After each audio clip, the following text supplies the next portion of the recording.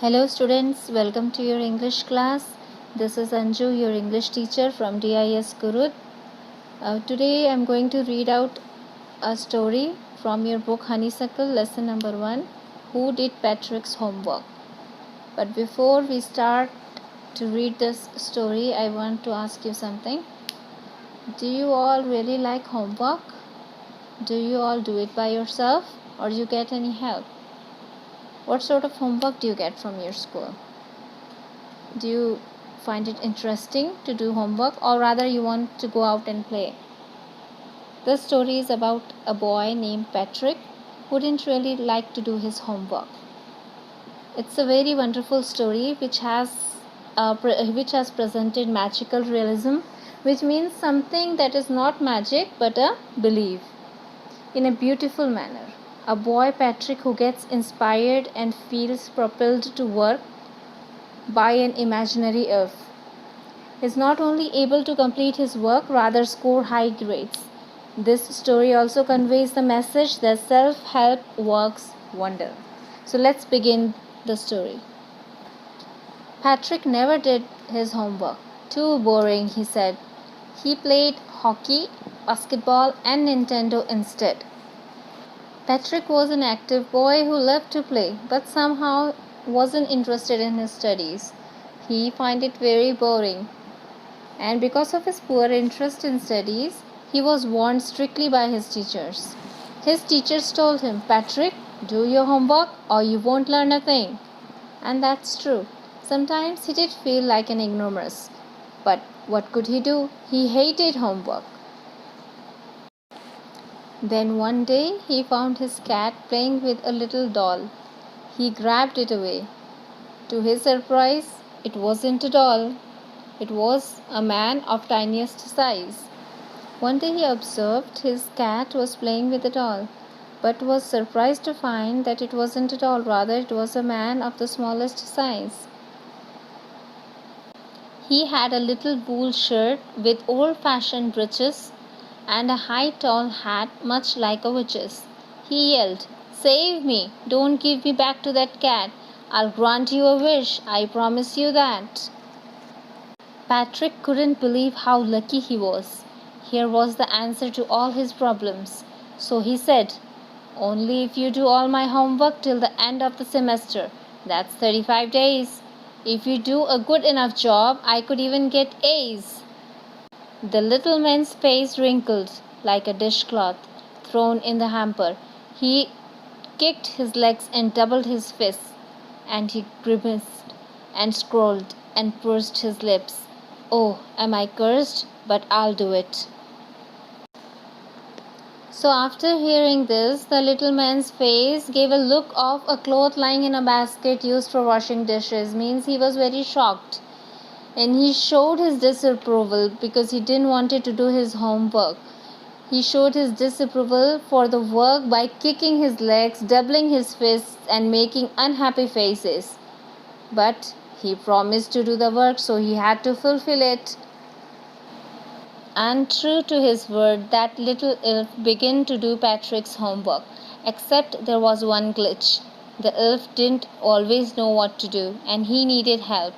Help me, he'd say, and Patrick would have to help in whatever way. Now, this little creature, he didn't always know how to do the homework because he had never done it. So he always cried, help me, he always needed Patrick's help.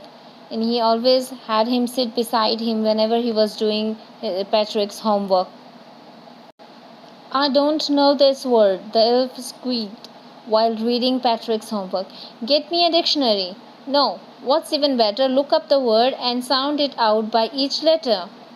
So what this little creature always did was he always had Patrick engaged with him doing the homework. He never did it by himself.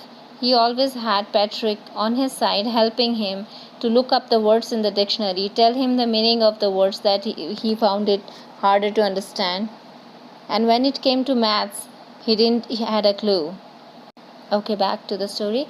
When it came to maths, Patrick was out of luck. What are times table? The elf shrieked. We elves never need that. and additions and subtractions and divisions and fractions. Here, sit down beside me. You simply must guide me. Elves know nothing of human history. To them, it's a mystery. So the little elf, already a shouter, just got louder. Go to the library. I need books, more and more books, and you can help me read them too.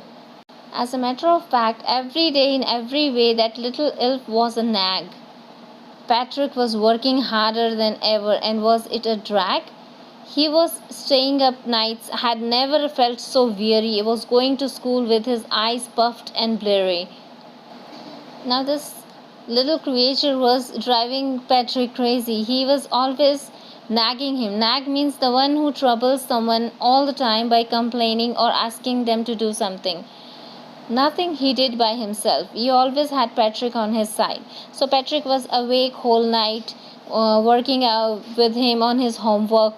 And when he went to school, his eyes were puffed and swelled and blurry. Finally, the last day of school arrived, and the elf was free to go. As for homework, there was no more. So he quietly and slyly slipped out of the back door. So now the school was over and there was no homework to be done, so the elf left. Patrick got his A's. His classmates were amazed. His teachers smiled and were full of praise. They all wondered what had happened to Patrick. He was now the model kid. And his parents, they wondered what happened to their son. He was now the model kid, cleaned his room, did his chores, was cheerful, never rude, like he had developed a whole new attitude. You see, in the end, Patrick still thought he'd made that tiny man do all his work. But I'll share a secret just between you and me. It wasn't the elf. Patrick had done it all by himself. And that's it for the story. The moral of this story is hard work is only the key to success. We should always do our work by our own self. Patrick learned this value and started to do his homework and scored good grades. So kids, do all your homework by yourself, do your studies by yourself. A little help here and there is okay, but don't depend on anyone to do your homework. Do it by yourself.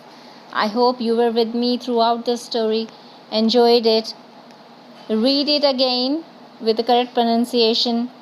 And thanks for watching.